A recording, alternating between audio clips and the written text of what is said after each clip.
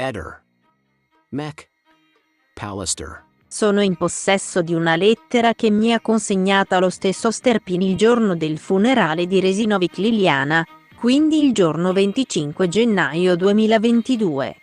Me l'ha data dopo il funerale di Liliana. Siamo andati insieme ad altri parenti di Liliana a renderle omaggio nel luogo dove è stata rinvenuta all'interno dell'ex OPP.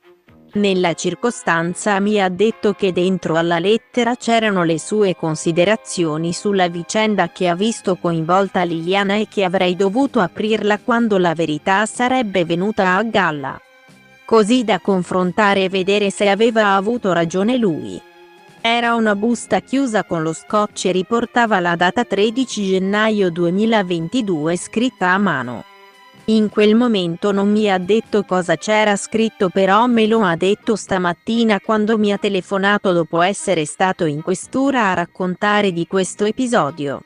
In realtà ha telefonato al mio compagno Nasti Salvatore dicendogli che l'avevano chiamato in questura per chiedergli della lettera e che sulla stessa aveva scritto che, per la scomparsa di Liliana, sospettava di Visintin Sebastiano, di suo figlio e della compagna di suo figlio. Con Sterpin avevamo già parlato di queste sue considerazioni più di qualche volta. Che io sappia, quel Fabrizio è un amico di Visintin Sebastiano, ma non l'ho mai visto. Ho saputo di lui quando il giorno del ritrovamento di Liliana ho chiamato Visintin e lui mi ha riferito che stava andando o era già sul posto accompagnato dal suo amico Fabrizio.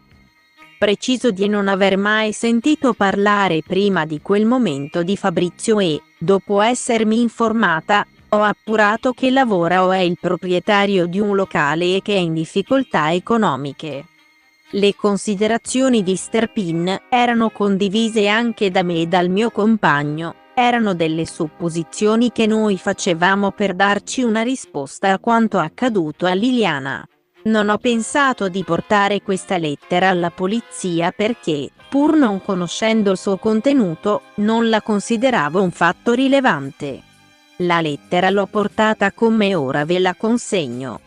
È una busta di colore bianco chiusa con lo scotch sulla quale è scritto da un lato 13 gennaio 2022 e dall'altro giovedì 13 gennaio 2022, scritto in stampatello con pennarello di colore nero. Di questa lettera non avevo mai parlato con nessuno.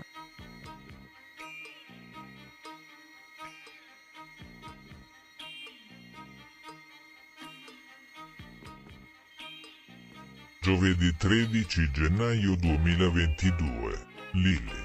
Scomparsa la mattina del 14 dicembre 2021. È stata trovata morta il pomeriggio del 5 gennaio 2022 all'interno dell'ospedale psichiatrico di San Giovanni, a meno di 1 chilometro da casa.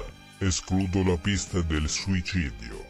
Gli esami sul cadavere ancora da ultimare.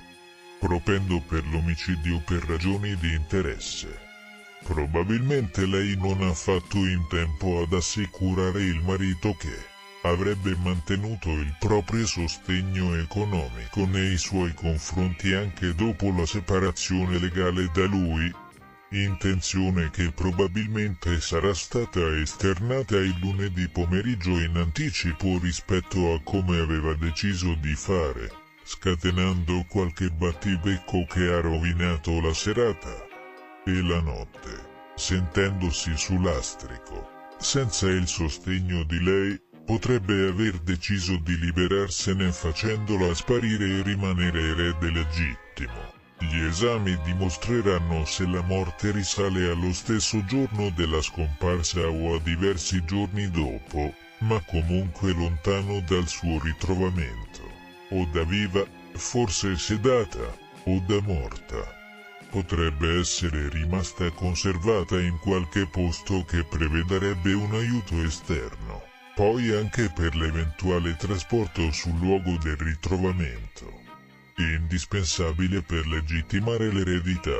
L'aiuto esterno, da verificare, potrebbe essere stato fornito dal figlio, in continuo bisogno di aiuto finanziario da parte del padre, fatto che, per ammissione di Lily, rappresentava motivo di continui litigi fra i coniugi. Da verificare altresì la posizione della compagna del figlio, se corrisponde essere impiegata in ospedale in qualità di infermiera, posizione che potrebbe favorire la possibilità di procurarsi farmaci ed anestetizzanti. Il signor Mago permette? No, Veramente volevo esporre il problema. a me, al mago KK, i vostri segni zodiacali. Io sono Leone. Io sono vergine. Sono nata il 14 settembre. Se lo dice lei, sposatevi presto e siate felici. Signor Ingrassetti, e non mi aveva mai detto niente. Signorina, cosa si è messa in testa? Sposatevi e sarete felici. Ma io sono vedovo. Al mago KK.